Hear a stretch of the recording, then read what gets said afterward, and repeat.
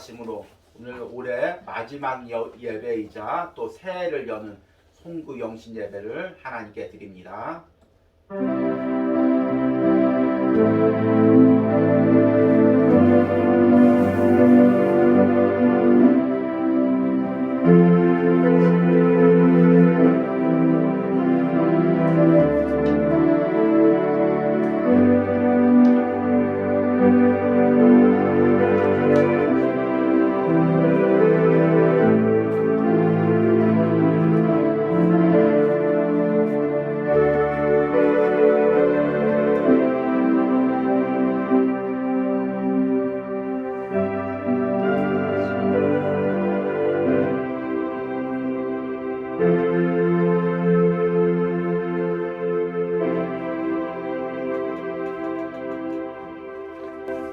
내가 이미 얻었담도 아니요 온전히 이루었담도 아니라 오직 내가 그리스도 예수께 잡힌 바 된 그것을 잡으려고 달려가노라. 아멘. 하나님, 이 바울의 고백처럼 하나님 한 해를 열심히 달려온 사랑하는 성도들이 주님 앞에 모여 올해 마지막 예배를 그리고 새해를 여는 예배를 드립니다. 주님, 한 해 동안 신앙의 싸움을 싸우고자 주님께 잡힌 바 된 그것을 잡으려고 달려가는 십자가의 부활과 승리를 위하여 달려온 모든 성도들 주님 위로하시고 축복하여 주시옵소서. 그리고 우리에게 열어가실 새날을 기억하게 하여 주시옵소서.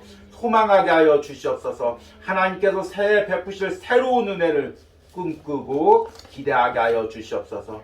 오늘 이 송구 영신 예배 가운데 하나님께서 임재하여 주셔서 지나온 한 해를 돌이켜보게 하시고 또 새해를 꿈꾸며 기대할 수 있는 은혜를 부어 주시옵소서.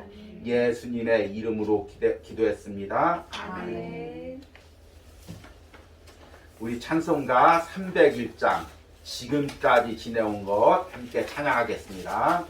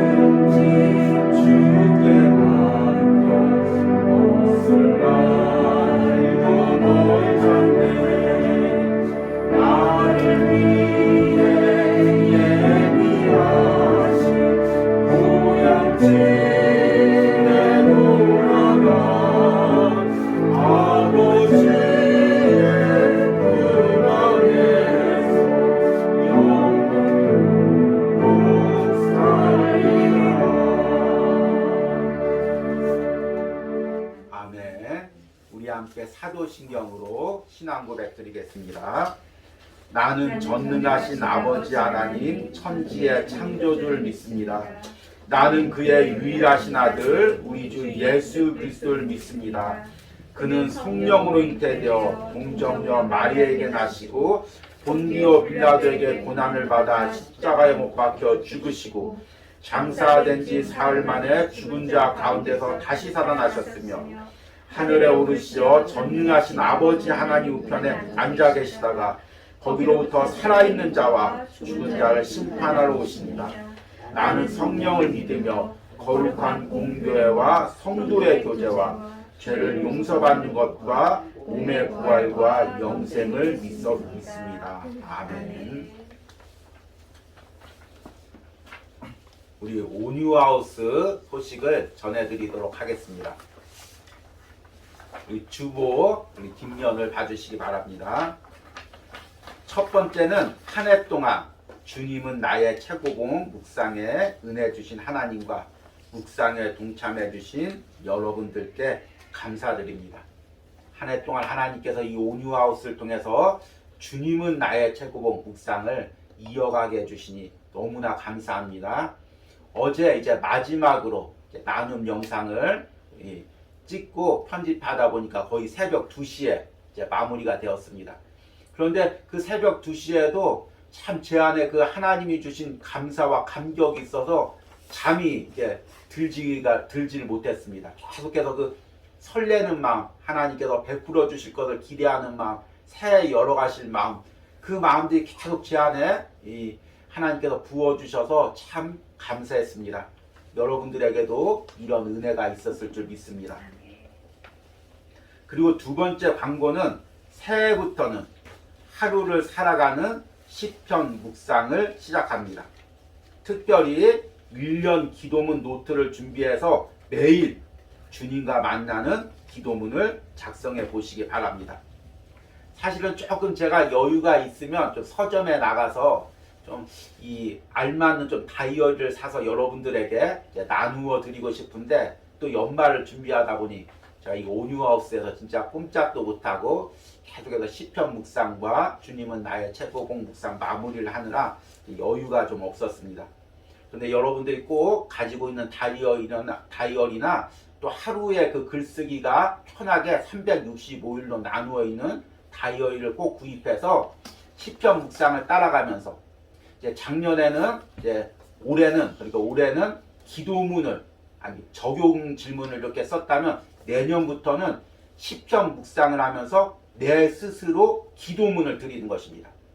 그리고 이제 이 기도문을 쓰는데 조금 어려움이 있을 것 같아서 1월 한 달 동안 시편에 대한 묵상의 말씀을 자세히 설교하면서 어떻게 하면 쉽고 편안하고 하나님 앞에 진실하게 하나님 기뻐하는 기도문을 쓸 수 있을까? 이것을 이제 특별 강의를 하려고 합니다. 그러니까 내년 묵상을 사모하시는 분은 1월달 온유하우스 주일 설교도 아주 잘 들어주시기 바랍니다. 그래서 세 번째 광고가 새해 1월달에는 시편을 통해 드리는 나의 기도라는 주제의 말씀을 전합니다. 잘 여러분들이 말씀을 듣고 아주 우리 주일 학생도 쉽게 기도문을 쓸 수 있도록 제가 쉽게 말씀을 전하려고 하니까 잘 듣고 따라와서 1년 동안 여러분들이 시편을 통해서 주님과 깊은 기도의 교제를 가지시길 바랍니다. 항상 이 학생들은 새 학기가 시작되면 이 새 학기 첫 달이 승패를 좌우합니다.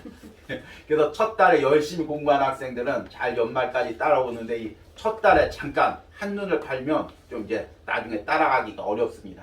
1월 한 달 동안 주일 설교 말씀도 잘 들어주시고 매일 시편 묵상도 잘 따라와 주시길 바랍니다. 그리고 마지막 네 번째 광고는 신년 예배는 1월 1일 주일 오전 11시 예배로 드립니다. 우리 1월 1일이 주일이니까 평상시처럼 주일 11시 예배, 신년 예배로 내일 함께 드리도록 하겠습니다. 오늘 말씀을 읽도록 하겠습니다. 오늘 말씀은 빌립보서 1장 20절 한 구절입니다. 제가 읽도록 하겠습니다. 나의 간절한 기대와 소망을 따라 아무 일에든지 부끄러워하지 아니하고 지금도 전과 같이 온전히 담대하여 살든지 죽든지 내 몸에서 그리스도가 존귀하게 되게 하려 하나니. 아멘. 너무 귀한 말씀이라서 제가 다시 한번 읽어드리도록 하겠습니다. 이 바울의 고백이죠. 이 바울이 어떤 심정으로 이 고백을 하나님께 드리는지, 그리고 주님은 나의 최고봉 오스왈드 챔버스가 어떤 고백으로 이 말씀을 그렇게 붙들었는지 생각하시면서 들어보시기 바랍니다. 나의 간절한 기대와 소망을 따라 아무 일에든지 부끄러워하지 아니하고 지금도 전과 같이 온전히 담대하여 살든지 죽든지 내 몸에서 그리스도가 존귀하게 되게 하려 하나니. 아멘. 한 해 동안 하나님께서 주님은 나의 최고봉을 통해서 온유하우스에 은혜를 베풀어 주셨습니다. 그래서 이제 오늘 새벽으로서 이 주님은 나의 최고봉 한 해 묵상이 다 마무리가 되었습니다. 그리고 이제 오늘 이 송구 영신 예배 때는 최상의 주님께 나의 최선을 드리라는 제목의 말씀을 통해서 한 해 동안 묵상한 이 주님은 나의 최고봉의 핵심적인 내용을 여러분들에게 나누고자 합니다.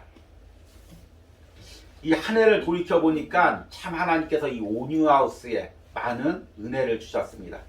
처음 저와 아내가 이 온유하우스 이 낮은 공간에 왔을 때 참 우리 안에는 어둡고 낙심된 마음이 있었습니다.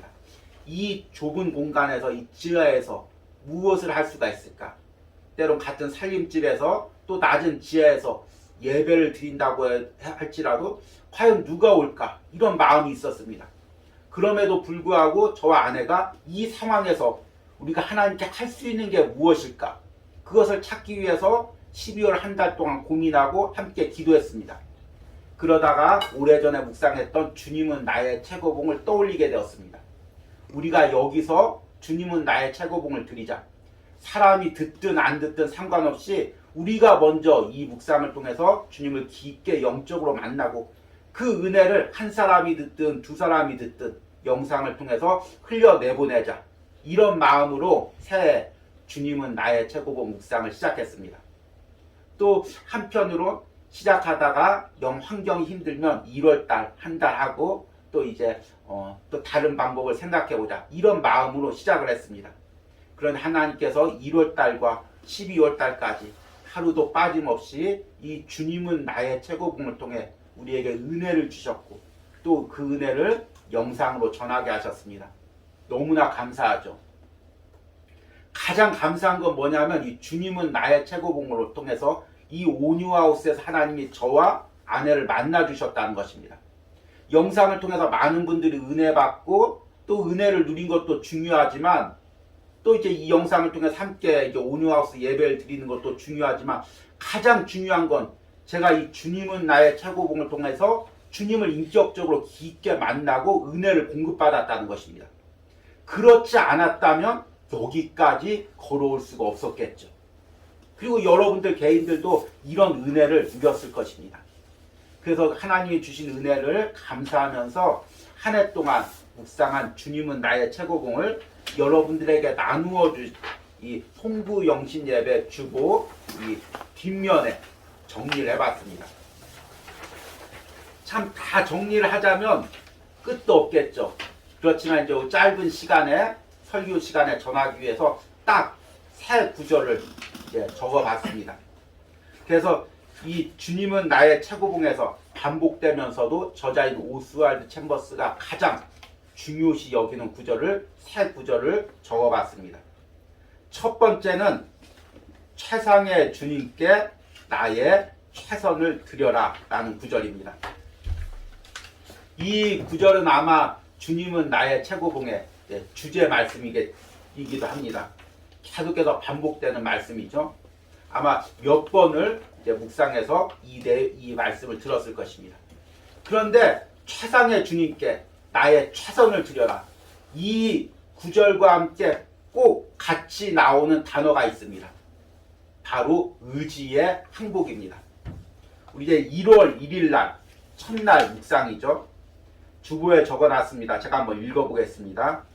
나의 간절한 기대와 소망에 따라 아무 일에든지 부끄러워하지 아니하고 예수님께서 우리 자신을 주께 내어놓으라고 하실 때 그렇지 못한다면 이는 매우 부끄러운 것입니다.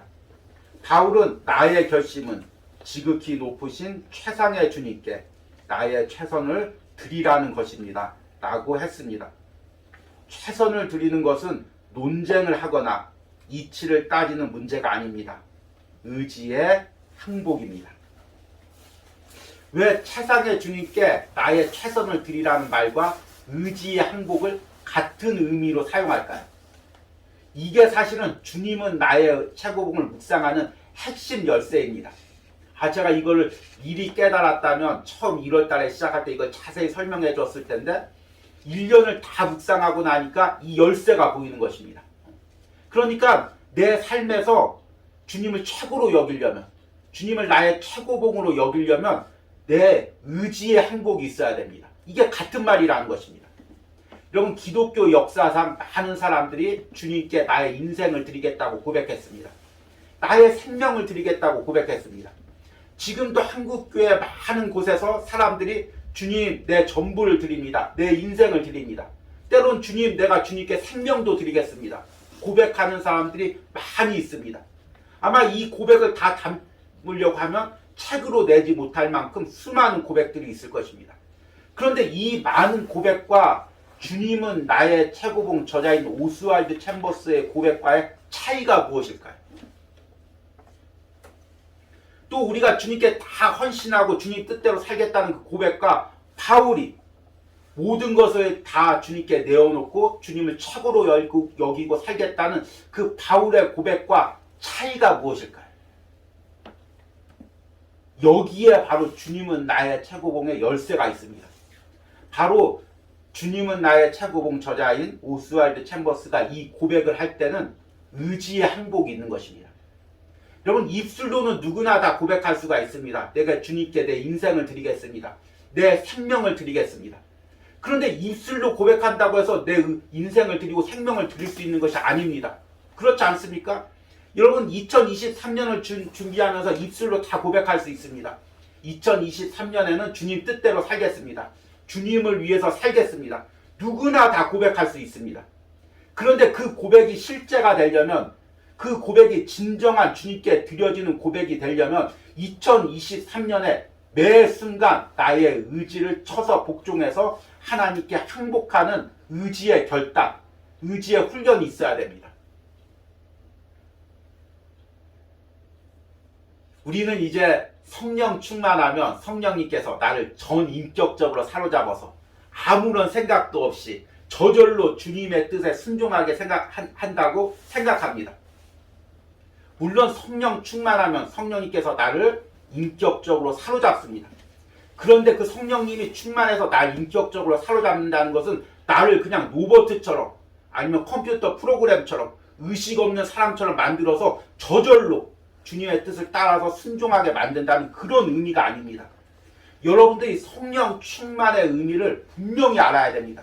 성령 충만의 의미는 무엇이냐면 하나님께서 창조했던 아담과 하와의 그 영적인 모습으로 우리를 회복시켜서 주님 뜻대로 살 수 있는 능력을 우리에게 부여하신다는 것입니다. 우리 주님은 나의 최고봉에서 제가 여러 번 이야기했지만 하나님께서 우리 인간을 창조할 때 영적인 존재로 창조했습니다. 왜 영적인 존재로 창조했냐면 하나님과 깊은 교제를 나누기 위해서 하나님께서 창조하신 것입니다. 하나님은 영이시라고 성경에 이야기하고 있습니다. 그러면 하나님이 영이시니까 하나님과 교제하고 하나님께 영광 돌릴 수 있는 창조물은 영적인 존재여야 됩니다. 그래서 하나님께서 인간을 영적인 존재로 창조한 것입니다. 그것이 동물이나 다른 피조물에 비해서 인간이 가장 귀하게 창조되었다는 뜻인 것입니다. 여러분들이 하나님 앞에 가장 귀한 창조물이라는 것은 내가 영적인 존재라는 것입니다. 그런데 이 영적인 존재 핵심에는 뭐가 있냐면 자유의지라는 게 있습니다. 영적인 존재는 자유롭게 내가 선택할 수가 있는 것입니다. 동물은 선택을 하지 못합니다. 동물은 본능에 의해서 움직입니다. 자연 만물은 자기가 선택을 하지 못하고 자연의 이치에 따라서 움직일 뿐입니다.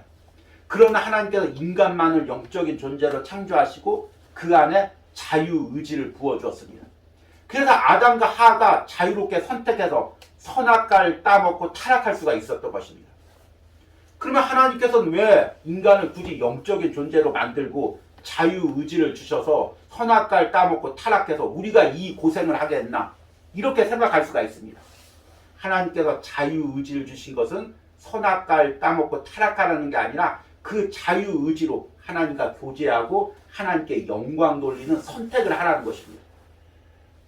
만약에 우리가 로버트처럼 컴퓨터 프로그램처럼 아침에 일어나면 저절로 딱 일어나서 하나님 감사합니다 10번 반복하고 또 주님의 은혜입니다 10번 반복하고 또 성경 쓰기 10번씩 하고 기도 10시간씩 드리고 그러면 뭐 타락할 여지가 없죠. 그냥 하나님 뜻대로 일평생 살겠죠. 그런데 하나님은 우리에게 자유의지를 주셔서 매 순간 선택의 그 기회를 주셨습니다. 오늘 내가 하나님 뜻대로 살 수도 있고 하나님 뜻대로 살지 않을 수도 있습니다. 그런데 그런 선택 가운데 몸부림치고 싸워서 하나님 뜻대로 살 때 이것이 하나님께 영광이 되는 것입니다. 그러니까 하나님께서 자유의지를 주신 것은 하나님께 인간만이 드릴 수 있는 영광을 드릴 수 있는 존재로 귀하게 창조하신 것입니다. 그리고 나중에 천국에 갈 때 우리가 이 자유의지로 선택한 거에 따라서 하나님께서 여러분들에게 귀한 상급을 주시는 것입니다. 동물이나 식물이나 자연 만물은 이런 하늘나라 상급이 없습니다. 왜 그럴까요? 자유의지가 없기 때문인 것입니다. 그러니까 이 자유의지는 너무 귀한 거죠.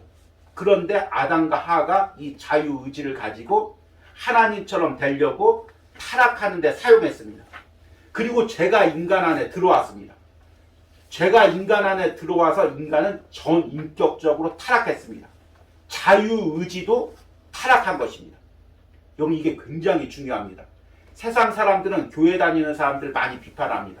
야 답답하게 어떻게 교회 다니고 그렇게 살아. 나는 자유로운 인생을 살잖아. 내가 자유롭게 선택해서 술도 마시고 세상에서 즐기고 또 세상에서 잘 사는데 왜 교회 다니는 사람은 답답하게 자유를 빼앗기고 사는지 몰라. 이렇게 이야기합니다. 그러나 타락한 인간은 내가 자유롭게 선택한다고 하지만 그 자유의지가 죄에 오염되어 있습니다. 내가 세상을 선택할 때 사실은 자유롭게 선택하는 게 아닙니다. 죄에 끌려서 어쩔 수 없이 선택하는 것입니다. 오늘 예배를 드릴까? 예배를 드리지 않을까? 나는 자유롭게 예배를 드리지 않는 거 세상을 선택했어. 나는 자유로운 존재야 이야기하지만 영적으로 보면 사탄한테 끌려서 그 영혼이 울면서 세상으로 끌려가고 있는 것입니다. 그리고 그 끝은 지옥이고 또 영원 형벌입니다. 예수님께서 십자가에서 모든 죄를 감당하시고 죽으시고 우리에게 성령을 주셨습니다. 그래서 성령이 우리 안에 임하시면 성령 충만이 임하면 그 타락했던 자유의지가 회복되는 것입니다. 우리의 노력으로 우리의 방법으로 하나님께 영광을 돌리는 선택을 할 수가 없습니다. 성령님께서 우리에게 임해서 자유의지를 회복시킬 때 하나님이 원하시는 선택을 할 수가 있는 것입니다. 이게 바로 성령 충만의 역사인 것입니다. 성령이 우리 안에 역사하시면 내 의지를 매 순간 행복하고 내 의지를 매 순간 깨트려서 주님이 원하시는 선택, 주님께 영광 돌리는 삶, 그 삶을 살 수가 있는 것입니다. 그래서 최상의 주님께 나의 최선을 드리려면 주님을 나의 최고봉으로 여기고 살려면 매 순간 성령으로 회복된 나의 자유의지를 주님 앞에 드려야 되는 것입니다. 여러분 내년에 주님을 높이고 살기를 원합니까? 주님 뜻대로 살기를 원하십니까? 주님께 영광 돌리고 살고 싶습니까? 이건 입술로만 고백한다고 되는 게 아닙니다.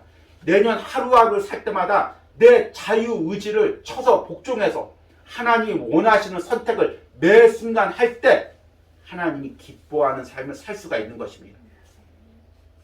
주님은 나의 최고봉 저자가 계속해서 이 책에서 얘기하고 있는 것이 바로 그것입니다. 의지를 항복시켜라. 의지를 훈련시켜라. 매 순간 선택하는 것을 훈련해라. 하나님 앞에 훈련되라. 계속해서 하나님 뜻대로 살고자 하는 몸부림적인 훈련을 하지 않으면 우리는 하나님 뜻대로 살 수가 없습니다. 많은 사람들이 핑계를 댑니다. 하나님께서 안 도와주셨어. 하나님께서 성령 내게 많이 안 부어주셨어. 나는 은혜를 많이 주시지 않았어. 그래서 하나님 뜻대로 살지 못했어. 이렇게 변명합니다. 그러나 천국에서는 이런 변명이 통하지가 않습니다. 매 순간 나의 의지를 들여서 결단하는 것입니다. 하나님이 싫어하는 일, 하나님이 하기를 원치 않는 일은 의지를 들여서 끊어버리는 것입니다. 그리고 하나님이 원하시는 일은 의지를 들여서 그 길을 선택하는 것입니다. 그렇게 싸우다 보면 어느 순간 하나님이 기뻐하는 삶을 사는 내 모습을 발견하게 될 것입니다. 여러분들 이런 은혜가 있기를 소망합니다. 좀 어려웠죠? 이거 목사님이 아주 제가 쉽게 요약을 해서 한 해 동안 설명한 걸 나름대로 쉽게 설명을 하려고 했지만 이게 원체 좀 어려운 부분이라서 잘 이해가 되지 않는 부분도 있을 것입니다. 여러분들이 다시 한번 주님은 나의 최고봉 영상이나 책들을 통해서 이 은혜를 누려보시기 바랍니다. 두 번째, 이 주님은 나의 최고봉에서 저자가 반복하고 있는 구절이죠. 아마 많이 들어보았을 것입니다. 찢겨진 빵과 부어지는 포도주의 삶을 살아라. 이것입니다. 저자가 이 이야기는 저자가 물론 이제 저자만의 표현으로 각색을 했지만 성경에 골로새서 1장 24절과 디모데후서 4장 6절에서 인용을 한 것입니다. 나는 이제 너희를 위하여 받는 괴로움을 기뻐하고 그리스도의 남은 고난을 그의 몸된 교회를 위하여 내 육체에 채우노라. 전제와 같이 내가 벌써 부어지고 나의 떠날 시각이 가까웠도다. 전제라는 것은 이제 포도주인데요. 이제 제사 때 하나님께 드리는 예물 위에다가 포도주를 부을 때 열 화제, 화목제 여러 가지 제사 제목을 이야기했을 때 이 붓는 제사, 붓는 예배를 전제라고 이야기합니다. 그러니까 바울이 성경에서 자신의 인생을 부어지는 포도주, 전제로 비유한 거죠. 그런데 이 오스왈드 챔버스가 이 말씀을 인용해서 자신의 인생을 찢겨진 빵, 예수님께서 빵을 떼듯이 찢겨진 빵과 또 하나님 앞에 부어지는 포도주로 비유했고 또 주님은 나의 최고봉에서 우리에게도 이렇게 살라고 이야기하고 있습니다. 9월 30일 묵상입니다. 주보에도 나와 있습니다. 부르심은 개인의 거룩함과 관련이 없습니다. 오히려 찢겨진 빵과 부어지는 포도주가 되는 것과 관련합니다. 만일 우리를 짓누르기 위해 사용하시는 하나님의 손길을 거절한다면 하나님은 우리를 부어지는 포도주로 만드실 수 없습니다.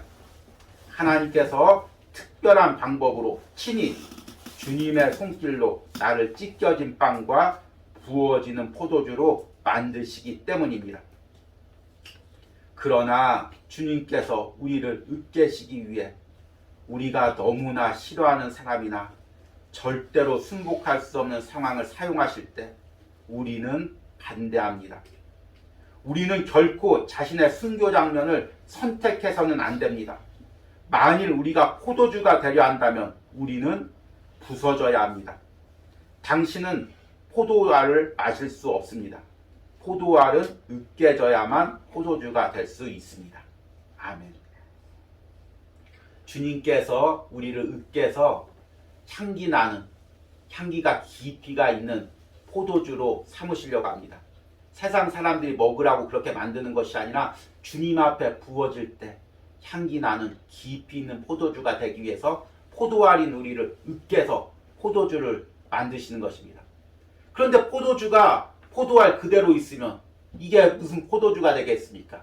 보기도 이상하고 마실 수도 없는 것입니다. 그래서 주님께서 포도알을 으깨듯이 우리 인생을 으깹니다. 여러분 포도주 만들 때 어떻게 만드시는 줄 아시죠? 요즘에 이제 현대식으로는 기계로 다 이렇게 으깨지만 옛날에는 포도알을 놓고 발로 다 밟았습니다. 그래서 발로 밟아서 완전 물려져가지고 그 포도액이 나올 정도까지 밟은 것입니다. 그런데 하나님이 우리 인생 가운데 이렇게 하신다는 것입니다. 그래서 우리는 싫은 거죠. 하나님 왜 나를 밟습니까? 포도알 그대로 아름다운 모습 그대로 놔두지 왜 밟고 으깨서 굳이 포도주를 만드시려고 합니까? 이렇게 하나님께 항변하고 따지고 포도주가 되기를 싫어한다는 것입니다. 그런데 왜 주님께서 우리를 찢겨진 빵과 구워지는 포도주로 만드실까요? 하나님 앞에 향기나는 제물로 드려지기 위해서입니다. 앞에서 최상의 주님께 나의 최선을 드리라고 이야기를 했습니다. 그래서 주님 앞에 최선의 예배를 드리고 최선의 주의를 하려고 합니다. 그때 방해가 되는 게 무엇이냐면 바로 나의 자아라는 것입니다. 우리는 다 자아가 있습니다. 내 고집이 있고 내 방법이 있고 내가 옳다고 생각하는 게 있고 내가 살아온 방식이 있습니다. 그리고 그 방식대로 주님의 일을 하려고 할 때마다 이게 깨어져서 주의 방식대로 주의 일을 해야 됩니다. 여러분 분명히 꼭 기억하십시오. 주의 일이란 나의 방식과 나의 생각으로 하는 게 주의 일이 아닙니다. 그건 내 일이죠. 그렇죠? 아무리 내가 많은 주의 일을 하고 많은 물질을 드리고 많은 전도를 해도 내 방식과 내 생각으로 한다면 그것은 주의 일이 아닙니다. 그저 나의 일일 뿐인 것입니다. 그런데 내 방식과 내 생각과 내 계획이 깨어져서 주님의 방식과 주님의 생각으로 주님의 뜻대로 작은 일이라도 하면 그게 하나님께 영광 돌리는 주의 일이 되는 것입니다. 여기까지 맞지요. 그런데 그 나의 일이 나의 생각과 방법의 일이 깨어져서 주님의 방법과 주님이 원하는 주의 일이 되려면 이 과정에서 꼭 필요한 게 있는데 바로 자아가 깨어지는 것입니다. 내가 그동안 살아왔던 방식들, 내가 그동안 생각했던 생각들, 나의 계획들, 이것이 깨어져야 됩니다. 그런데 이게 이제 고통에서 깨어지는 것이 아닙니다. 많은 교회 다니는 사람도 사람은 안 변해. 사람은 자아가 안 깨져. 그 정도로 이야기할 정도입니다. 왜냐하면 실제로 경험해보니까 웬만해서는 자기도 그렇고 남도 그렇고 자아가 안 깨지기 때문입니다. 아, 이 사람 변화받았어. 다 깨어진 것 같아. 한 달 지나면 그대로 옛 모습대로 돌아옵니다. 왜냐하면 우리 안에 다 자아가 있고 죄성이 있기 때문입니다. 그래서 주님이 원하는 주님을 최고로 여기는 삶을 살 수가 없습니다. 열심히 주의를 하다가도 어느새 보면은 돌이켜보면 내 방법대로 나를 위해서 내 이익을 위해서 주의를 하고 있을 뿐인 것입니다. 그러기에 바울처럼 날마다 나를 십자가에 못 박아야 됩니다. 나의 자아와 나의 방식을 날마다 깨트려야 됩니다. 그래야 주님이 원하시는 포도주가 될 수 있습니다. 주님께 최선을 드릴 수가 있습니다. 그런데 제가 이제 그동안 목회자로서 말씀을 전해보니까 사람들이, 심지어는 동료 목회자들이, 선배 목사님들이 가장 듣기 싫어하는 말이 뭐냐면 자기를 깨뜨리라는 말입니다. 그래서 저 이 설교하다가 여러 번 끌려가서 호되게 혼난 적이 너무나 많이 있습니다. 눈물 쏙 빠지게 이게 설교냐, 이렇게 열심히 하라고 얘기해야지 맨날 자아를 깨뜨리라고, 이게 무슨 심리적 설교지, 이게 설교냐, 많이 혼난 적도 있습니다. 왜냐하면 자아 깨뜨리는 게 다 싫기 때문입니다.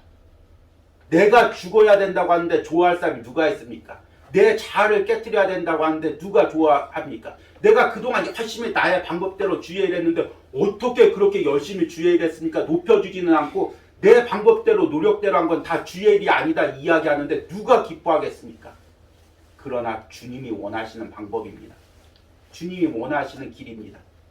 감사한 것은 주님은 나의 최고봉을 묵상하면서 참 이 오스왈드 챔버스라는 친구가 저와 같은 이야기를 할 수가 있어서, 제 이야기를 하면은 저 목사님 왜 저런 이야기를 하나 그럴 텐데 오스왈드 챔버스를 인용해서 이 이야기를 할 수 있어서 너무 감사합니다. 믿음의 선배가 있었다는 것, 믿음의 길을 먼저 가는 하나님 뜻대로 살아간 신앙의 선배가 있었다는 게 이래서 감사하고 좋은 것이구나 라는 것을 깨닫게 됩니다. 이제 마지막입니다. 참 이 부분은 참 이해가 안 되면서도 너무 중요한 부분입니다. 마지막 주님은 나의 최고봉 부분에서 자기 연민을 버려라는 것입니다. 여러분, 자기 연민이 이 주님은 나의 최고봉에선 죄라고까지 이야기합니다. 왜 자기 연민이 죄일까요? 이해가 되십니까?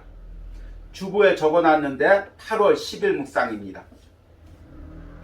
예수님의 마음을 만족시키는 성도는 다른 성도로 하여금 하나님을 향해 힘있게 자라나게 하고 성숙하도록 돕는 자입니다.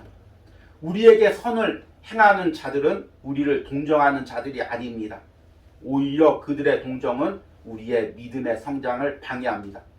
오직 주님께 가장 가까운 성도들 외에는 다른 성도들을 연단하시는 주님의 손길을 이해할 수 없습니다. 만일 우리가 다른 성도들의 동정을 받아들인다면 그로 인해 드는 생각은 이런 하나님께서 나를 거칠게 다루시는구나 라는 것입니다. 바로 이러한 이유로 예수님께서는 자기 연민이 얼마나 악한 것인지를 말씀하셨던 것입니다. 아멘.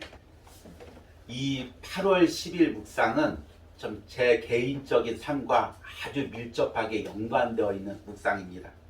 제가 한 해 동안 주님은 나의 최고봉을 묵상하면서 묵상을 중단할 위기를 몇 번 있었습니다. 하나님께서 그때마다 은혜로 잘 감당해서 넘어가게 하셔서 여기까지 왔습니다. 그런데 그 중에서 가장 큰 위기가 바로 이 8월 10일 전후로 해서 나타난 위기입니다. 이제 여름이 되니까 이곳이 이제 지하고 습하고 이제 좀 생활하기가 많이 어려웠습니다. 가만 놔두면 습도계가 80%까지 100%면 그냥 물속이 100%인데 80까지 지하가 올라갑니다. 그러니까 저도 그렇고 아내도 그렇고 또 애도 그렇고 이 여름 때 특히 이제 건강이 많이 좋지 않았습니다. 마침 이제 우리 지방에서 항상 기도해 주시고 또 후원해 주시는 우리 목사님이 기도 모임이 있어서 같이 모이자고 해서 아내와 함께 하룻밤 지방으로 내려갔다 왔습니다. 그리고 이제 그 다음날 서울에 왔는데 하필이면 딱 하루 비운 그 날이 100년 만에 폭우가 쏟아진 날입니다.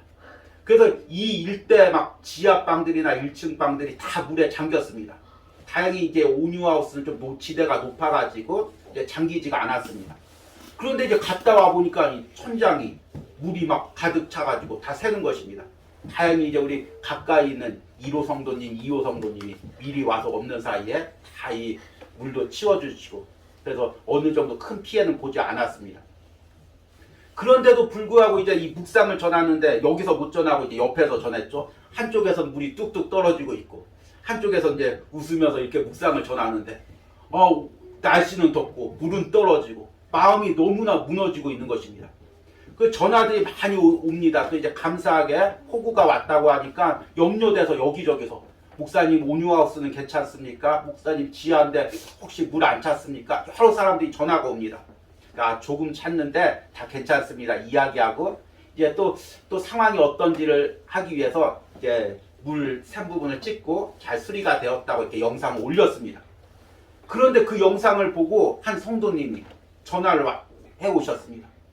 그리고 전화를 해가지고 그냥 시작부터 펑펑 우시는 것입니다. 말을 잊지 못하고 펑펑 우시고 끝내 이제 말도 다 잊지 못하고 전화를 끊으셨습니다. 대화하면서 하는 말이 목사님 이런 데 있으실 분이 아닌데 목사님 이런 데 있으실 분이 아닌데 막 울다가 그냥 전화를 끊은 것입니다. 그런데 이제 그 분이 저희 상황을 아니까 너무나 안타까워서 그리고 이제 제가 차마 설교 때 다 이야기를 하지 못하지만 그 8월달 당시에 저희가 정말 기막힌 상황에 이제 빠져 있었습니다.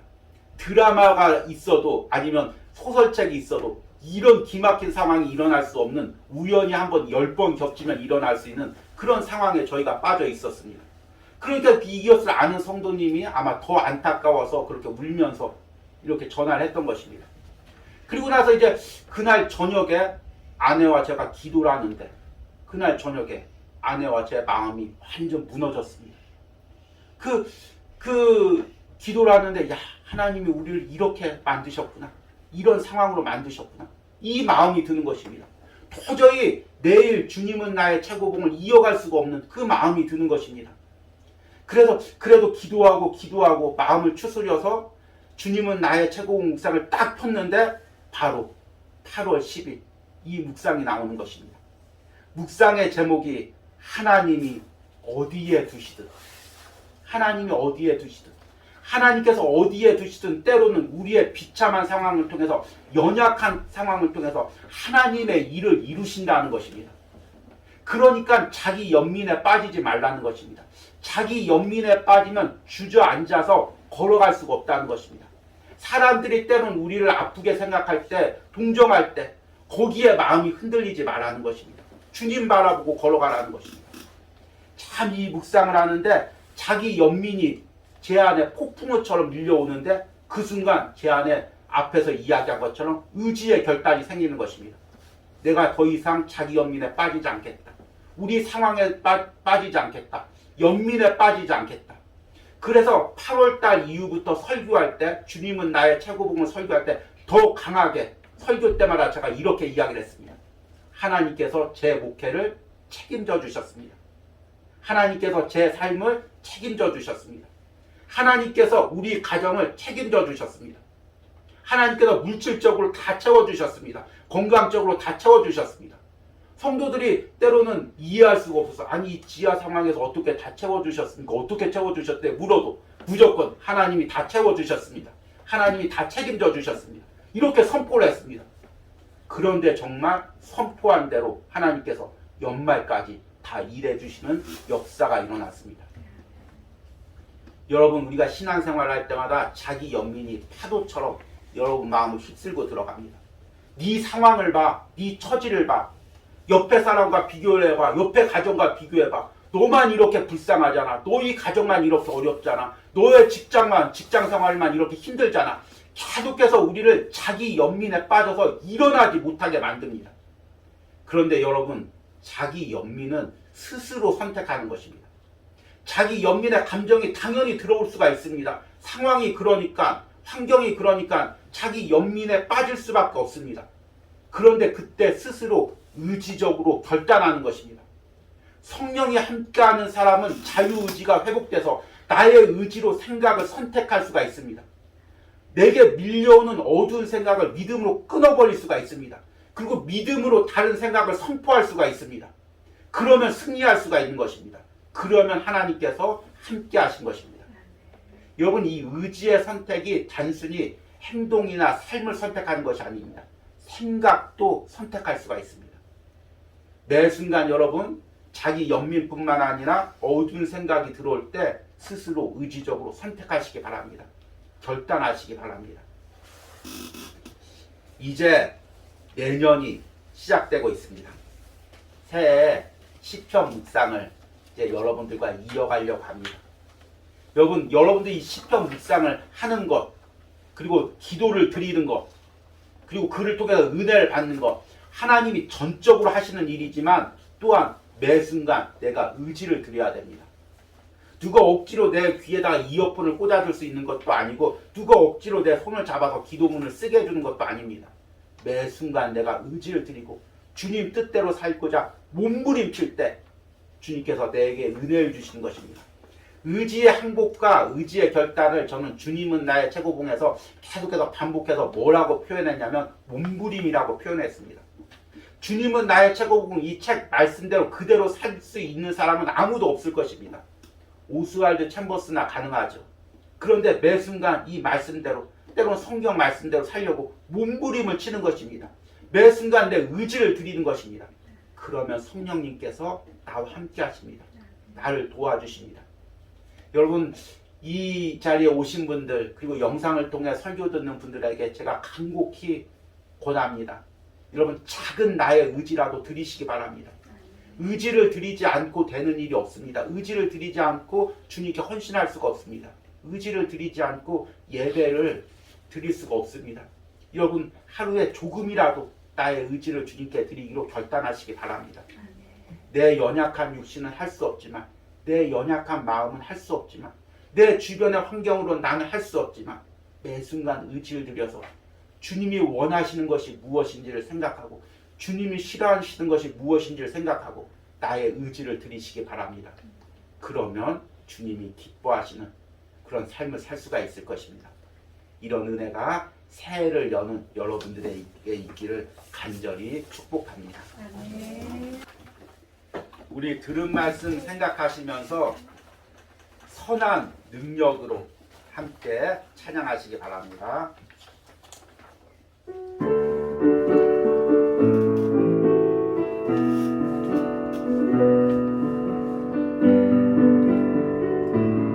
그 선한 힘에 고요히 감사하여 그 놀라운 평화를 누리며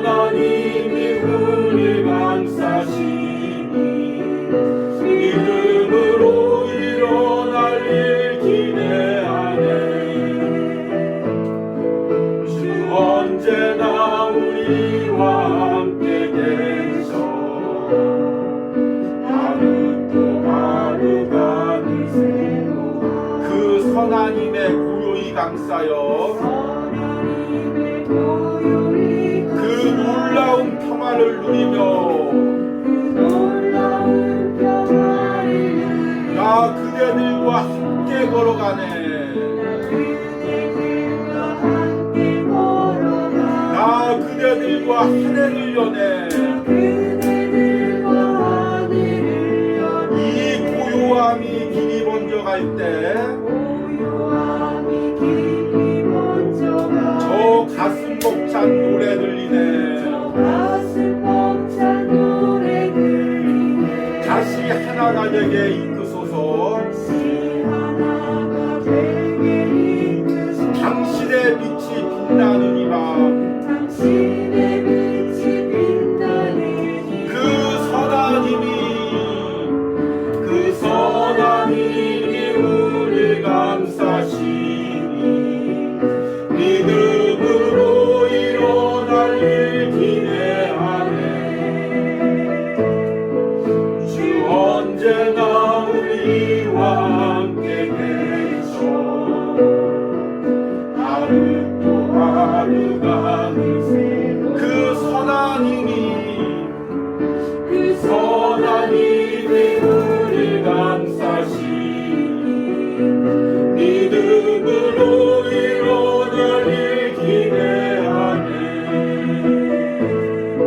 주 언제나 우리와 함께 계셔 하루 또 하루가 새로워. 오늘 이 시간에 들은 말씀 생각하시면서 기도할 때 주님, 최상의 주님께 나의 최선을 드리겠습니다. 주님, 매 순간 나의 의지를 항복해서 의지를 깨뜨려 주님이 원하시는 선택을, 주님께 영광 돌리는 선택을 하겠습니다. 우리 주여 부르고 기도합니다. 주여 오늘 이 말씀을 듣고 하나님 말씀을 듣는 모든 심령들이 아버지 의지의 결단을 누리게 하여 주시옵소서. 내가 주님의 원하시는 선택을 하겠습니다. 주님의 뜻대로 살겠습니다. 매일 하루하루 주님의 뜻대로 살아가겠습니다. 이런 의지의 결단이 있게 하여 주시옵소서. 주여 이런 의지의 결단이 있게 하여 주시옵소서. 주여 이런 의지의 결단이 있게 하여 주시옵소서. 내년 한 해 안에 살기 때 결단합니다. 주님이 원하시는 결단을 하겠습니다. 주님의 뜻대로 살아가겠습니다. 주님의 뜻대로 주님이 원하시는 선택을 하게 하시고 주여 주님이 원하시는 결단을 하게 하여 주시옵소서. 하나님 오늘 기도할 때 성령님께서 하며 기도하는 모든 심령 가운데 함께 하셔서 주님이 내 삶에 원하시는 것이 무엇인지 분별하게 하시고 주님이 원하시는 믿음의 결단을 하게 하여 주시옵소서. 주여 주님이 원하시는 믿음의 결단을 하게 하여 주시옵소서. 주여 주님이 원하시는 믿음의 선택을 하세요.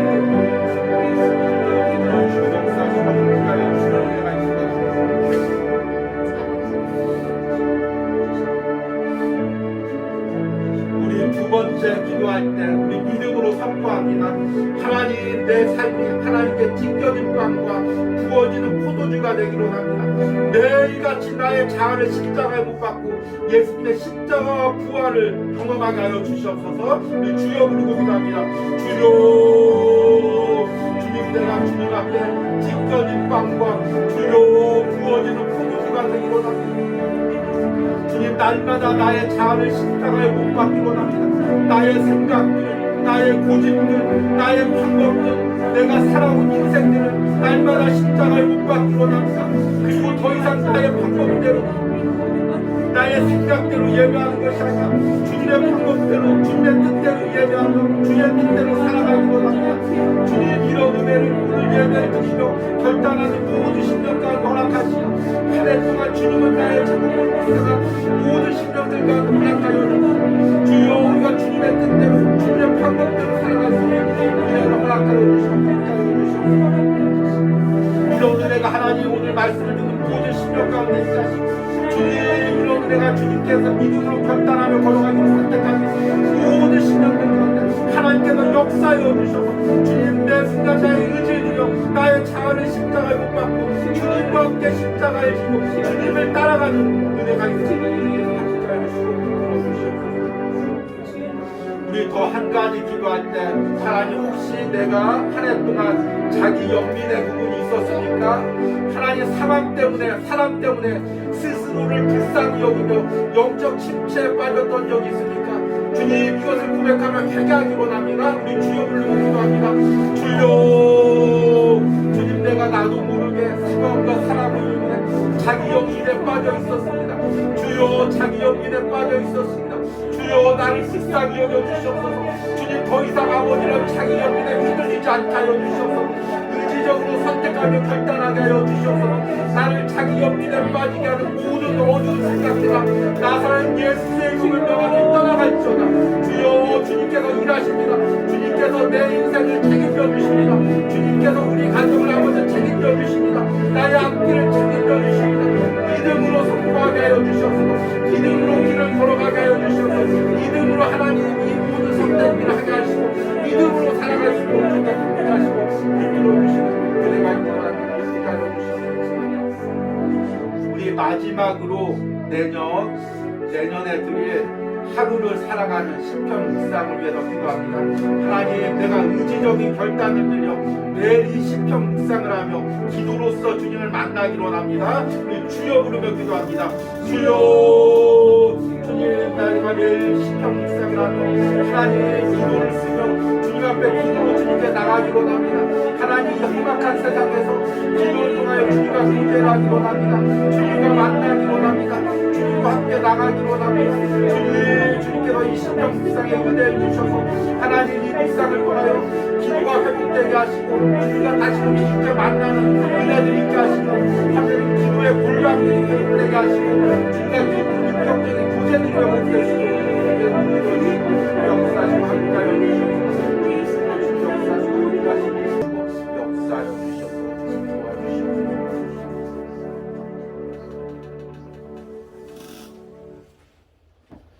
나의 간절한 기대와 소망을 따라 아무 일에든지 부끄러워하지 아니하고 지금도 전과 같이 온전히 담대하여 살든지 죽든지 내 몸에서 그리스도가 존귀하게 되게 하려 하나니. 아멘. 하나님 바울이 살든지 죽든지 오직 자신의 인생을 통해 자신의 몸을 통해 그리스도만 존귀하게 되게 하려고 몸부림치는 삶을 살았습니다. 또한 오스왈드 챔버스가 주님 앞에 찢겨진 빵과 부어진 포도주로 주님께 최선을 드리고자 몸부림치는 삶을 살았습니다.